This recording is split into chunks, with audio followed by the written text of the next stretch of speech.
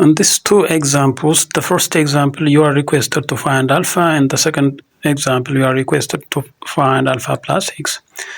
So from this one, you have to remember the alternate interior angles are equal. There are two parallel lines, like this and like this. If another line, just a line is crossing to these two parallel lines, line and line B, we can say this angle is equal to alpha is equal to beta, and we can say this one gamma is equal to theta.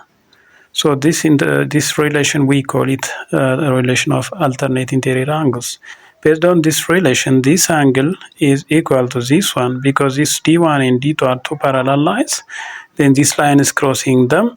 So this angle is equal to this angle. So based on this, we can find the x value. So that means x plus 10, this one, right, is equal to this value, to x minus 10.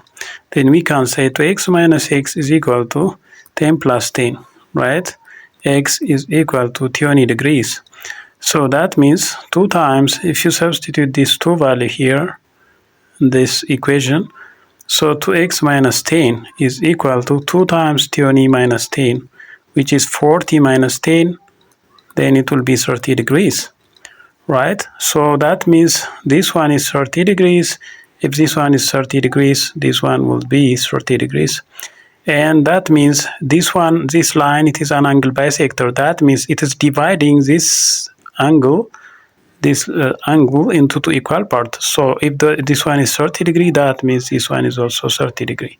So based on this triangle, the sum of interior angles of a triangle is 180 degree. That means 30 plus alpha, it must be 180 degrees. So that means 180 minus alpha is equal to 180 minus 2 times 30, right? 2 times 30, which is just 180 degrees minus just 60 degrees. It will be 120 degrees. So the alpha value will be, this alpha is 120 degrees. So the first one is this one. And the second one, just what is requested, this one is 30 degree, the same principle, alternate interior angles. This angle is equal to this angle. So if this one is 30, this one is also 30 degrees, right? So that means if this 30 degree and x plus 10 are equal, so we can create this relation that x plus 10 degrees is equal to 30 degree, right? So that means x is equal to 30 degrees minus 10 degrees, x is equal to 20 degrees, right? So that means the x value is 20. If you insert 20 here, 20 plus 10, it is 30. So if this one is 30, due to this angle bisector that divides this angle into two, this angle into two equal parts, so that means this one also 30 degree.